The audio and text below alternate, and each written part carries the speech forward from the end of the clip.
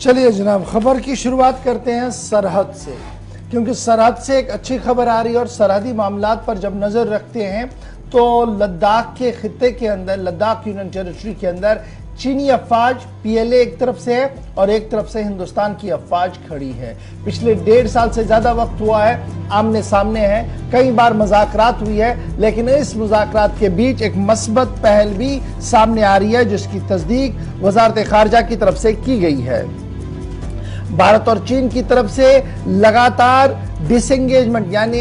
जो फौजी इनखला का अमल है वो शुरू हो रहा है। और ये फौजी इनखला का अमल जो है वो पेट्रोलिंग पॉइंट 15 PP-15 जिसे कहते हैं वहां पर मुकम्मल हो गया है। ये बड़ी इत्तला आ रही है कि दोनों तरफैन के बीच इनखला का अमल PP-15 के पास मुकम्मल हो गया है और ये प्रोग्रेस कल रात देर गए मुकम्मल हो गई। और अब सबकी नजरें जो है वो जेमचोक और दिप्सांग इलाके पर लगी है कि इस इलाके से भी किस तरीके से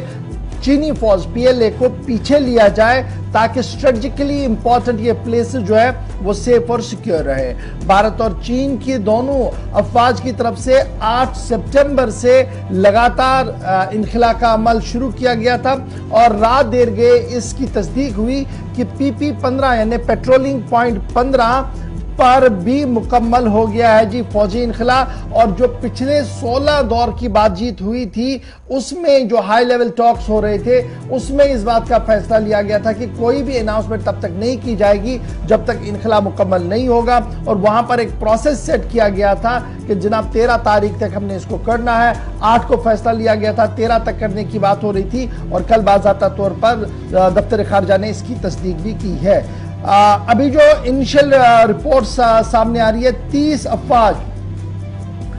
PP-15 पर जो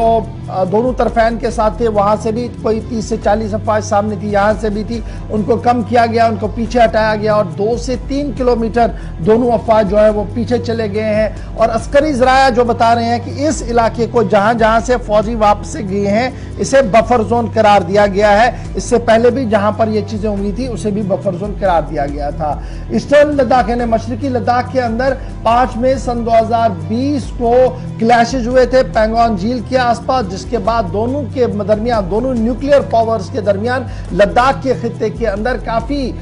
तनातनी बनी थी, काफी जबरदस्त तनाव था, फौजें आमने सामने थी और कई मकामात पर ऐसा लग रहा था कि आई बॉल टाई बॉल रहने की वजह से कोई भी कॉन्फ्लिक्ट जो है वो न्यूक्लियर कॉन्फ्लिक्ट बन सकता है। तो उसको आहिस्ता आहिस्ता करके ठंडा किया जा रहा है। 2020 के बाद अब 2022 जब सामने आया तो पेट्रोलिंग पॉइंट 15 जो पैंगोंग झील के आसपास का इलाका है उसे मुकम्मल तौर पर डिसएंगेज कर दिया गया है। याद रखिएगा, इससे पहले फौजी इनखला पैंगोंग झील के आसपास जो हुआ था वो फरवरी के महीना था पिछले साल, जब विड्रॉवल ऑफ ट्रूप्स हुआ था और इक्विपमेंट्स हुआ था पेट्रोलिंग पॉइंट 17 PP-17A से जो गोगरा के पास था। और उसके बाद अगस्त में भी कुछ पेशरफ्त हुई थी और अब जाकर सितंबर 2022 में एक और पेशरफ्त हुई है जब पेट्रोलिंग पॉइंट 15 पर ये चीजें हुई है। अब ये जब ये सारी चीजें चल रही है, माना जरा कि दरअसल चोटी के 2 लीडर, एक तरफ से चीन के सदर जिनपिंग और दूसरी तरफ से वजीर-ए-आज़म हिंद नरेंद्र मोदी उज़्बेकिस्तान के अंदर मौजूद रहेंगे जहां पर दोनों आमने सामने होंगे। और उसके बाद भी कई मौके ऐसे रहेंगे जहां पर वो कॉन्फ्रेंस में साथ रहेंगे और यही कोशिश की जा रही है कि ये कॉन्फ्लिक्ट किसी न किसी तरीके से खत्म हो और बाकी जो मानदा रहेगा वो दोनों लीडर्स बैठकर हल करने की कोशिश करेंगे। यानी मुलाकात से कबल कुछ अहम तब्दीलियां और जमीन पर जो है वो आने वाले दिनों में दिख सकती है, यह दिफाई और अस्करी ज़रायों का मानना है। इधर फौजी ज़रायों का यह भी मानना है कि लद्दाख के अंदर किसी भी तरह की कोई कमी नहीं की जाएगी। यानी लद्दाख के अंदर जो अलर्टनेस है, जो हाई सिक्योरिटी जोन बनाए गए हैं और जिस तरीके से अफवाज, चाहे वो जमीनी फोर्सेस है, समुद्री अफवाज है या फिजाई अफवाज है, तीनों अफवाज जो है, अगरचे समंदर का कोई वहां पर रोल नहीं है लेकिन उसके बावजूद भी जो नेवी का एक पार्ट वहां पर काम कर रहा है, वो तीनों के तीनों जो है वो काफी एक्टिव रहेंगे अनलेस एंड अनटिल 2020 से कबल की पोजीशन रेस्टोर हो। जब वो रेस्टोर होगी उसके बाद भारत सरकार भी कोई फैसला लेगी। फिलहाल मैन मशीनरी इक्विपमेंट जो लगाए गए हैं उसमें किसी तरीके की कमी नहीं होगी और लगातार जो इंफ्रास्ट्रक्चर बनाया जा रहा है फौज की नकल हमल के लिए, आवाम की नकल हमल के लिए, उसे भी ऑन द टॉप प्रायोरिटी रखा जाएगा। ये दिफाई और अस्करी ज़राया हमें बता